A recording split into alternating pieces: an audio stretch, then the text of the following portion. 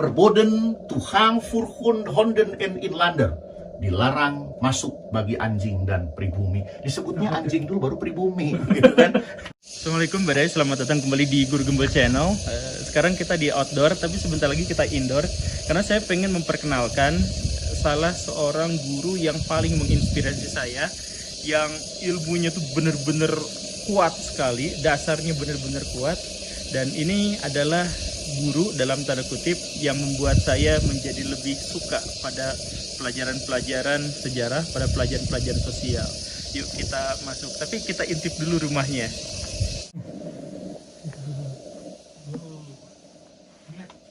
Nah, ini dia. Ini Pak Ahmad Iryadi. Pak Ahmad Iryadi, guru saya. Waalaikumsalam warahmatullahi wabarakatuh. Bagaimana kabarnya? Saya alhamdulillah. Mangga, kali mangga. Pak, langsung ngobrol aja lah Pak. Ini soal koleksi-koleksi yang ada di sini. Gak usah duduk dulu lah Pak. Ya, oke, mangga. Nah, ini kita lihat di sini, Baraya semua. Ini ada media-media untuk pembelajaran, ada barang-barang bersejarah yang asli dari tempat kejadian perkara. Salah satunya ini, boleh diangkat Pak? Pak, tolong jelasin ini apa Pak? Ini helm dari Angkatan Udara Inggris ya, Royal Air Force.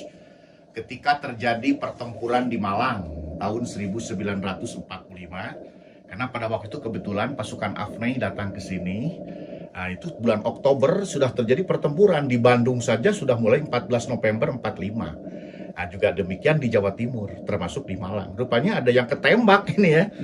Ada yang ketembak. Nah, ini banyak nih, bukan hanya satu. Ada yang lubang ini bekas-bekas pelurunya itu ya. Dan tepat di jidat nih. Jadi orangnya kayaknya agak selamat nih. Dan ini banyak, dan penduduk juga banyak menceritakan tentang asal-usul helm yang ada di sana. Tapi sayang oleh penduduk karena banyak dipakai untuk mandi begitu kan. Ini buat mandi. Gayung gitu kan. Iya. Nah, Baraya, ini kalau saya ngobrol sama Pak Ahmad Iryadi itu gak selesai-selesai karena ilmunya banyak dan media-medianya ini luar biasa. Jadi gak basa-basi aja, langsung aja kita tembak gitu. Nah, ini apa nih Pak? Ini baju. Ini baju pasukan sukarelawan Amerika Serikat ya. Ketika dia mau membantu Republik Tiongkok zaman Chiang Kai-shek ya. Nah, dia membantu untuk menyerang Jepang di Tiongkok. Nah, ini kelihatan di sini ada bendera Republik Tiongkok ya ketika itu. Nah, ini ada kamuflasenya, ada bendera Jepangnya di sini, kemudian ada simbol Tiongkoknya. Gitu.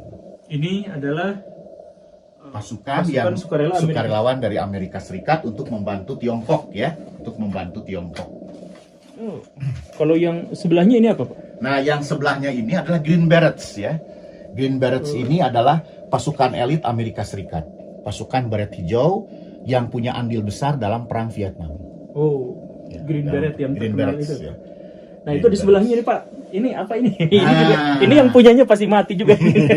Ini helm yang di Surabaya, nih dari Surabaya. Oh, pertempuran Surabaya. Relik dari pertempuran Surabaya 10 November. Ya.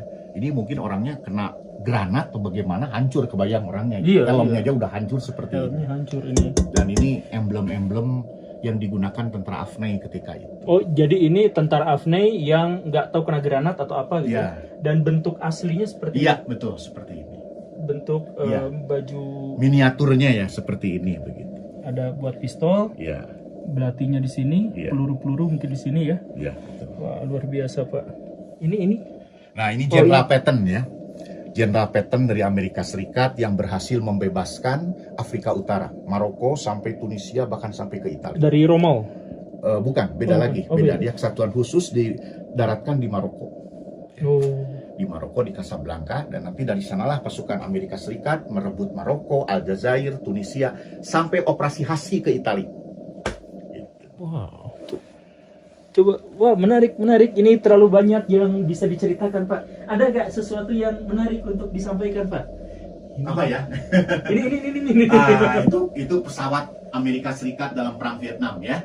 Nah, karena ini tokoh Vietnamnya Ho Chi Minh. Oh ini ya, tokoh Ho Chi Minh. Dan betul. itu pasukan Viet Congnya begitu ya. Pasukan Viet Congnya. Ini Bapak Kemerdekaan Vietnam. Ini sederhana sekali pakaiannya Pak. Ya. Dan itu Ini Pesawat pesawatnya, Amerika ini Serikat. Pesawat Amerika Serikat. Bomber. Ya, pembom, pesawat pembom Amerika Serikat. Vietnam pada waktu itu kan tidak menggunakan pesawat tempur. Oh tidak. Jadi Amerika Serikat leluasa aja Iya, pakai. leluasa. Tapi Vietnam menggunakan strategi perang rakyat semesta. Artinya rakyat dilibatkan dalam peperangan itu yang dikenal dengan perang rakyat semesta kalau istilah di sini ya.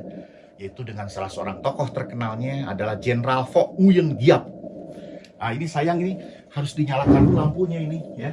Ini ya. Iya. Oh. Nah itu pakai lampu ya, tapi harus dinyalakan dulu ya. Ini dari sana langsung ya Pak Iya, Denny ya? dari Vietnam. Wah, mantap. Ini jasanya yang mengusir Amerika Serikat. Prancis. Oh, mengusir Prancis. Dari Dien Bien Phu.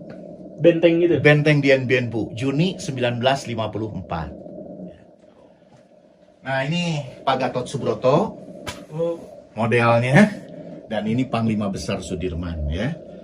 Ini tokoh-tokoh pejuang kita dalam mempertahankan kemerdekaan. itu Pak Dirman selalu bawa keris itu. Ya, dia nggak pernah bawa pistol, tapi yang dia bawa adalah keris ya. Yang dibawa keris, seorang tokoh ya bisa dikatakan pejuang besar, rela berkorban dalam keadaan sakit, ya terus berjuang melawan penjajah gitu ya. Soal keris itu kan beliau tuh guru Muhammadiyah, Pak. Ya, Tapi kok ada keris-kerisnya kayak gitu biasanya nggak bisa Muhammadiyah. lepas daripada kultur Jawa. Oh. Itu Jawa begitu kan, melekat kuat ya kultur Jawa kepada diri beliau ini. Dan keris itu merupakan simbol identitas saya orang Jawa begitu ya. Mau bukan Ya, untuk bukan untuk hal seperti yang kita maksud, enggak ya. Dia identitas saja menunjukkan kepiawaian hidup yang sederhana dengan mempertahankan jati diri. Tapi itu benar Pak, nggak pernah bawa pistol tapi bawanya keris. Kemana-mana dia keris. Oh. Ketika waktu agresi militer Belanda kedua, dia ditandu sejauh 693 km dari Jogja sampai kembali ke Jogja, Jawa Timur ke Jogja itu ya hanya bawa keris saja. Dan sejarah mencatat Belanda ini tidak pernah menangkap daripada Pak Dirman ini, gitu kan? Licin. Iya, Belanda tidak pernah menangkap Jenderal Sudirman. Nah ini sedikit koleksi kenil di sini. Ya. Saya koleksikan ini Pak Urip Sumoharjo. Oh, yang bikin TNI ya? Ya, Gitu. Bapak TKR kita ya, Oh, Bapak Bapak TNI, Pak Urip Sumoharjo. Meskipun dia dari Kenil, tapi beliaulah yang punya ide pembentukan tentara. Aneh negara sonder tentara, itu ucapan dia. Ya, minta kepada pemerintah, aneh negara tanpa tentara. Itu kata Pak Urip Sumoharjo. Ya ini bendera Kenilnya, ini pedangnya, ini helm Kenilnya. Kok pendek sekali Pak pedangnya Pak? Ya, seperti ini namanya Hamburg, helm apa? Namanya Hamburg. Hamburg. Digunakan atau untuk prosesi upacara atau apa? Bisa upacara, bisa juga untuk digunakan untuk pertahanan ya. Oh iya, ada tajam-tajamnya. Ya. Nah ini juga peluru, ini sisa dari bekas pertempuran Ambarawa. Oh. Ya, Ambarawa. Ini ditemukan di Magelang ya, Magelang, sekitar Magelang Ambarawa. Dan itu adalah ininya, baretnya.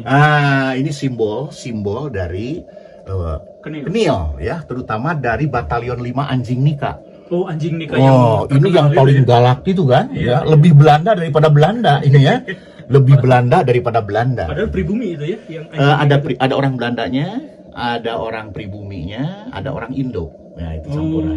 Kebanyakannya pribumi. Kebanyakannya pribumi. Tapi memang galak luar biasa. Galaknya lebih Belanda daripada Belanda begitu ya. Orang kita nyebutnya Walana Hideng. Oh, Walanda Hideng. Oh, ini Walanda Hideng itu. Iya. Belanda Ini hitam itu ternyata. Surat kabar tahun 59 ketika Presiden Soekarno mengeluarkan dekret presiden. Oh, asli itu ya? Iya. Nah ini mohon maaf ini zaman dulu, zaman kolonial ya. Iya. Di sini ada diskriminasi ya, ras diskriminasi oleh Belanda gitu kan. Diskriminasi sosial juga. Ada tulisan di sana verboden to hang voor honden en inlander. Dilarang masuk bagi anjing dan pribumi. Disebutnya anjing dulu baru pribumi gitu kan. Nah itu. Itu disimpannya di mana Pak? Biasanya di gedung-gedung, di tempat-tempat tempat-tempat untuk ramean. Seperti di Bandung itu sentrum. Pemandian dekat SMA Negeri 5 ada sentrum di situ. Sekarang Tirta Merta. Dulu ada tulisan ini gitu kan, dipahat. Sekarang udah dicabut kan. Dilarang masuk bagi anjing dan pribumi. Nyebelin ya? Punden itu lebih tinggi daripada pribumi. Aduh. Ya, ini oh masuk aja lah Pak. Ya. Oh, ini tapi saya penasaran ini. Waduh, Apa? di dalam juga. Oh, di Ya. dalam masih ada. Nah, ini mohon maaf ya, ini jangan ini. Nah, ini wayang ya. Wayang ini saya gunakan untuk media pembelajaran. Ya. Saya sedang mengembangkan metode histrionik, gitu kan. Saya bagaimanapun juga sejarah itu cerita, gitu kan. Histrionik. Nah, sejarah itu cerita. Ini Ya, tokoh-tokoh sejarah dijadikan kalau- wayang, wayang. iya, dijadikan wayang. Seperti Aduh. ini Soekarno misalnya kan. Nah, ini Bung Karno ini ya. Nah, Bung Karno ini ya selalu mengatakan bangsa yang ingin merdeka pasti merdeka. Dan kalau kita ingin merdeka, kita harus kuat. Ya, kuat seperti bersatunya 5 jari dalam satu keparan. Yo, imperialis, mana dadamu? Ini dadaku. Nah, Keren kan? Ya, ini Saya- guru saya tuh gini nih, saya makanya inspiratif. menggunakan ini ya, menggunakan media wayang ini gitu Tapi kan. itu Yesus Pak, Ya, itu bukan penistaan agama. Ini ada. mohon maaf ya. Ini mohon maaf karena saya kadang-kadang kebetulan saya juga mengajar di sebuah sekolah yang mayoritas beragama non-muslim ya, terutama Kristen. Ketika saya memperingati hari-hari bersejarah mereka, ya saya Oh iya. ya saya tayangkan ya. Seperti Paskah kemarin ya, ada saya bayang Oh, diwayangkan itu? Yesusnya Oh, iya, pakai iya. salib dan sebagainya gitu Oh ya. iya, orang Kristen juga biasa pakai ini sekarang ya, pakai tradisi Nusantara gitu. Iya, betul ya. Jadi wayang ini kan dari dulu dipakai sebagai media untuk dakwah ya, baik itu Islam maupun Kristen. Nah, ini untuk Kristen ini namanya wayang wahyu. Nah, Oh, ada wayang wahyu. iya, ini wayang Kristen ya. Ini wayang wahyu. Ya. Ini wayang Sadat untuk Islam. Ini tokoh Sunan Kalijaga Oh, yang hitam ini ya. Wayang ini. oh pakai baju Mataram ya? Iya. Ini wayang Sadat Oh, namanya wayang Sadat. dari kalimat syahadat gitu kan. Oh, kalimat aku wayang Sadat. Yang sini ini topi-topi zaman Mataram. Yang ini nggak usah. Ini gak usah. ini. Nah, ini kostum Wedana ya. Kostum Wedana pada zaman kolonial. Oh, yang kalau di Max Havelaar mah ini yang jadi penjahatnya itu. Ya, Demang. Oh, Demang. Iya. Demang, ya, Demang. Ini Gus Dur juga ada nih, Gus Dur. Ini Gus Dur ada ini kan. Nah, ini tokoh pluralis ya di Indonesia ini ya. Yang sama jangan dibeda-bedakan. Yang beda jangan disama-samakan. Itu aja kok repot. Nah, iya. Mirip Pak. Ini tokoh, ya ini tokoh-tokoh nasional, anak-anak perlu kenal juga ya, tokoh-tokoh bangsa maupun tokoh-tokoh di luar Indonesia. Ada Megawatinya, oh ada Jokowi di ujung dulu. Di ujung. Udah dibuatkan beliau. Ya, ini macam-macam wayang. Ternyata di Nusantara ini banyak sekali aneka wayang ya. Dan juga saya buatkan ini patung-patung tokoh-tokoh dunia. Ini bikin sendiri apa ya? Ya, Nah ini bikin sendiri nih, jadi ini untuk media pembelajaran, makanya asik banget kalau belajar sejarah sama Pak Ahmad Iriadi ini karena iya bener-bener ini dibikin kan, jadi guru inspiratif itu karena gurunya berdedikasi, ini dibikin, ada yang dibikin, ada yang dikoleksi, ada yang sampai ke luar negeri ngambil nyari barang-barang yang khas. iya. Ini yang Ini untuk media pembelajaran dalam topik kebudayaan Hindu ya. Kebudayaan Hindu. oh iya ini kebudayaan dengan Hindu. candinya. Dan ini Gunung Padang. Gunung Padang. Ya, Nah ini market situs Gunung Padang tuh kayak gini. Jadi susah kalau ini disebut piramid ya. Iya. Agak susah disebut piramid. Kita, oh ini sebenarnya banyak yang bisa dibahas Buraya. Mau, wah kalau cuman setengah jam nggak akan cukup. Saya aja berkali-kali kesini selalu aja ada hal-hal baru yang saya temukan. Napoleon tuh dengan gagah perkasanya naik kuda. Ya, ini Napoleon Bonaparte dan ini juga apa namanya teropong zaman perang Napoleon. Ya. Oh itu bukan teropong bintang Pak? Bukan, ini teropong perang ya. Ketika ada angka tahunnya, tahun 1802 ya. Coba disorot. Aduh, harus diputar ini nih. Kecil sekali di dalam sini ada tahunnya. Oh, nggak kelihatan. Ya, nggak kelihatan.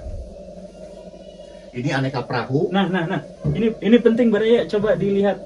Ini waktu Indonesia masih menguasai kemaritiman Nusantara ya. Betul. Ini kapal Romawi. Ini zaman Romawi juga termasuk sejarah di Eropa ini. Ya. Ini Kapal ini? Belanda. Kapal Belanda yang datang ke sini abad ke-16. Ini kapal Goa. Ya, Goa. Oh, kapal Goa gini ya. Ini Oh, Majapahit. Ini Majapahit nih. Ada dayungnya itu banyak. Sriwijaya. Ini Itu Sriwijaya ini dan Sriwijaya. Mataram. Oh, ini kapal Ini yang Mataram. tergambar di Candi Borobudur, yang di relief Borobudur. Oh iya bener, ini yang di candinya memang seperti ini, terkenal sekali, dan ini setelah Rekonstruksi ya. rekonstruksi. Rekonstruksi. Oh luar biasa ya. Ini kapal VOC, ini kapal Goa. Iya, ini kapal Columbus dan tokoh Columbusnya ini Oh iya ini kapalnya. Ya. Ini ukuran manusia memang segini. Ya, ini sesuai Jadi- dengan itu. Itu tokoh Columbus juga itu. Wah. Ini model dari Jenderal Erwin Rommel dari Jerman sesuai dengan pangkat atau tanda-tanda emblem-emblem yang dimiliki. Ya ini rubah dari rubah gurun. Ya. Serigala gurun pasir. Oh serigala gurun pasir. Ini Pak senapan-senapan. Oke, ini senapan asli Portugis abad ke-16 ya. Dan ini zaman VOC. Ya. Zaman Oh VOC kayak trompet Pak itunya Pak. Mana? Moncongnya Ya, jadi besar gitu. betul. Ini helm Portugis ini dari Timur Timur. Ya. Oh asli. Asli. Nah itu Pak ada koin uang Cina. Nah, ini sebagai simbol gold, gospel, and glory kan. Artinya ketika orang Portugis datang ke sini itu Iya, ada gold kekayaan, ya gospel itu Injil, glory kemaksuran kemenangan. Iya. Simbolkan seperti itu. Ini Raja Arab. Nah, ini kostum daripada Raja Abdul Aziz Ibnu Saud ya, tokoh pendiri kerajaan Saudi Arabia. Oh. Yang sekarang Arab Saudinya mulai bereformasi. Sekarang ini Iya. di bawah Muhammad bin Salman. Nah, jadi Baraya, saya mah cuman ngasih sedikit aja bocoran. Ya, tentu saja saya di sini mau belajar dulu lebih lama lagi. Tapi intinya banyak orang yang bertanya, saya gurunya siapa? Nah, di antara guru saya yang sangat inspiratif, yang paling inspiratif itu adalah guru sejarah saya. Karena kalau ke kelas, sebagian dari apa yang ditampilkan di sini dibawa ke kelas, disampaikan, dan bukan hanya disampaikan medianya, tetapi Pak Irnya sendiri, Pak Iryadinya menjadi media itu sendiri. Jadi berakting seperti Soekarno, berakting seperti Gus Dur dan sebagainya, dan karena itu siswa-siswa tuh nyaman banget. 2 jam pelajaran tuh nggak cukup, jadi pas bel berakhir malah sedih gitu. Ini menginspirasi, akhirnya apa? Akhirnya kita tuh jadi terdorong untuk terus-terusan berliterasi, mencari ilmu pengetahuan, dikasih tahu gini, oh masa sih gitu, nyari sendiri dan sebagainya. Ya karena makanya untuk guru-guru di seluruh Indonesia, please jadilah guru yang berdedikasi, karena dengan begitu murid-muridnya pasti akan terinspirasi, dan bisa saja murid-murid itu akhirnya menjadi tokoh-tokoh besar di masa depan. Begitu kan Pak Ir? Ada Boleh, saya- closing statement Pak? Iya. Baik, terima kasih. Saya ini dulu pernah menjadi gurunya, ya. Batagor basi enak sekali. Ketika saya bertemu dengan yang bersangkutan di kelas, beliau ini orang yang kritis. Saya suka gitu kan. Itu pertanyaannya bukan pertanyaan yang ece-ece ya kalau beliau tanyakan. Itu pertanyaan yang kritis dan saya sangat senang. Nah, akhirnya ya saya dekat dengan dia, bahkan saya pernah ya, karena saya merasa ini yakin punya apa namanya kompetensi yang bagus, saya pernah tawarkan ngajar di sekolah-sekolah ya. Nah, hanya satu, saya tawarkan bagaimana kalau jadi dosen. Mungkin dia lupa ya, saya ingat kata-kata ini. Bagaimana kalau jadi dosen? Dia mengatakan, Pak Ir, saya tidak mau jadi ASN ya. Saya tidak mau jadi PNS. Ya, saya tidak bisa maksa, tapi ya memang itulah jalannya. Dan sekarang menjadi sosok yang membanggakan dari seorang gurunya. Literasinya bagus ya. Kalau saya tanya di kelas dulu, dia tidak asal jawab, tapi dia selalu memaparkannya dengan fakta-fakta yang bisa dipertanggungjawabkan. Memang kalau membeberkan fakta itu kadang-kala ada orang yang tidak senang mendengarnya, tapi itulah fakta. Fakta yang beliau paparkan. Itu kelebihan dia ya. Ketika saya dekat dengan dia sebagai mahasiswa maupun sebagai rekan guru ya, beliau selalu memaparkan argumen-argumen dengan fakta-fakta dan data-data yang bisa dipertanggungjawabkan. Hidup guru gembul. Aduh, kenapa mending dipuji-puji, aduh jadi malu. Sudah